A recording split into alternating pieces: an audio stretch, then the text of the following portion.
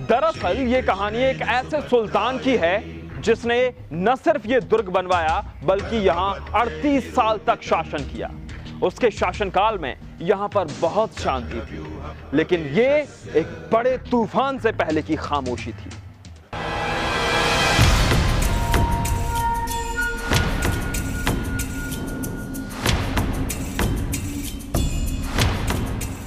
पत्थरों की जुबान नहीं होती, लेकिन उनके सीने में हर वो राज दफन होता है जो उनके सामने हुआ हो।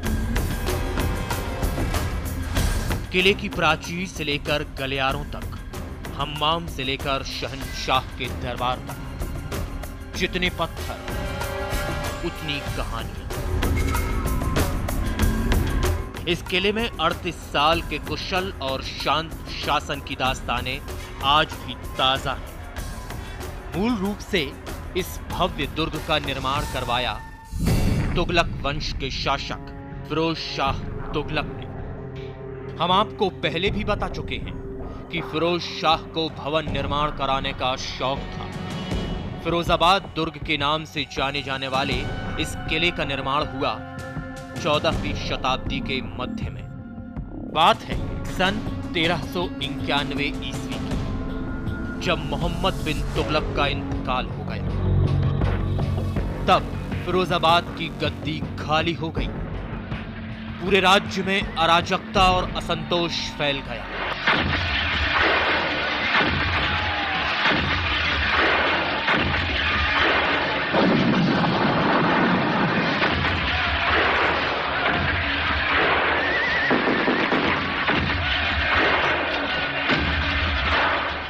तब 23 मार्च 1351 ईस्वी में फिरोज शाह को गद्दी सौंपी गई। इसके बाद करीब 38 साल तक राज्य में अमन कायम रहा।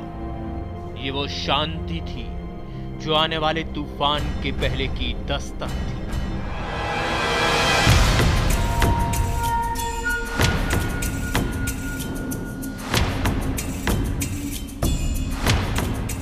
हम सभी जानते हैं कि कोई भी चीज हमेशा कायम नहीं रहती।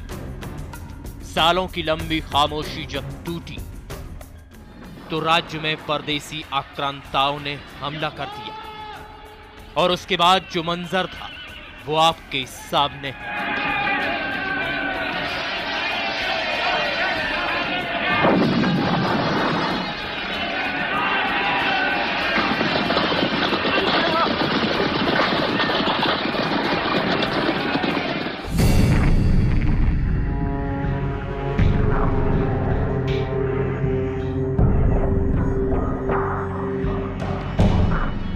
यहां इस वीराने में बचे हैं तो सिर्फ कुछ रहस्य, जिन्हें बेपर्दा करने का हमारा मकसद कभी खत्म नहीं होगा।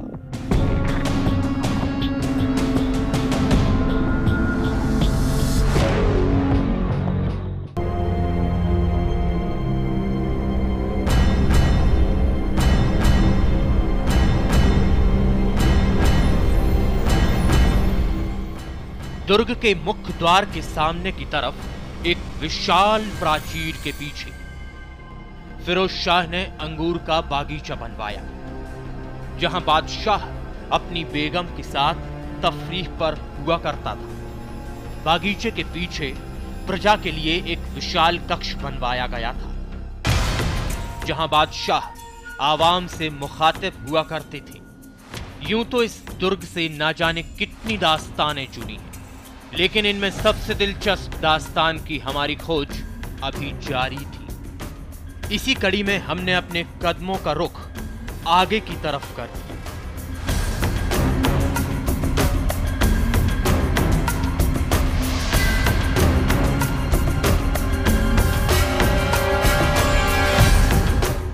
कुछ कदमों की दूरी पर लाल सुर्ख पत्थरों के परकोटे से घिरी एक बावली हमें नजर आई। हमने उसके अंदर झांक कर उसकी गहराई का अंदाजा लगाने की कोशिश भी की,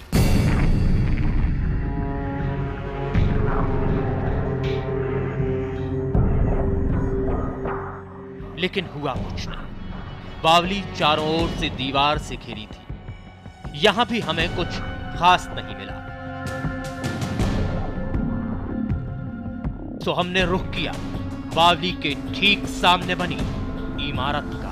किले का सुल्तान कितना महत्वाकांक्षी था, ये इस बात से पता चलता है कि 250 ईसा पूर्व अशोक ने धम्म प्रचार के लिए जो स्तंभ बनवाया था, यहाँ का शासक उसे यहाँ ले आया और कहा, अल्लाह के रहम से जो सब देखता है, सब सुनता है, हम इस विशाल स्तंभ को यहाँ से हटवाकर फिरोजाबाद ले जाएंगे और वहां तब तक रहेगा जब तक अल्लाह चाहेगा और जब तक दुनिया रहेगी। इमारत के सबसे ऊंचे हिस्से पर था एक स्तंभ। हमें लगा हो सकता है यहां हमें कोई अनसुलझा रहस्य मिल जाए।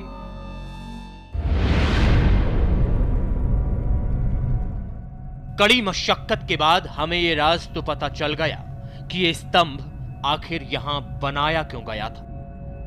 दरअसल फिरोज शाह को भवन निर्माण कराने का तो शौक था ही, लिहाजा उसने अपने शासनकाल में हजारों भवनों का निर्माण कराया, लेकिन अपने पहले के शासकों द्वारा निर्मित उनके अधूरे निर्माणों को पूरा करने का जिम्मा भी फिरोज ने अपने कंधों पर उठा रखा था। अशोक की लाट के नाम से प्रसिद्ध इस इमारत पर अशोक स्तंभ की स्थापना फिरोज शाह ने करवाई थी। फिरोज ने इसे टोपरा से मंगवाया था।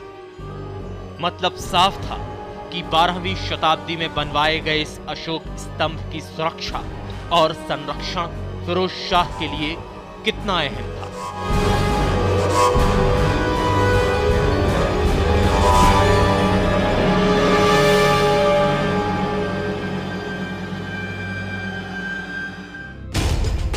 खैर, इस गुत्थी को सुलझाने के बाद हमारे दिमाग में एक बार फिर किसी अद्भुत, अद्वितीय और अनोखे रहस्य की भूख तेज हो चुकी थी और उसे खोजने का हमारा मिशन और तेज हो चुका था।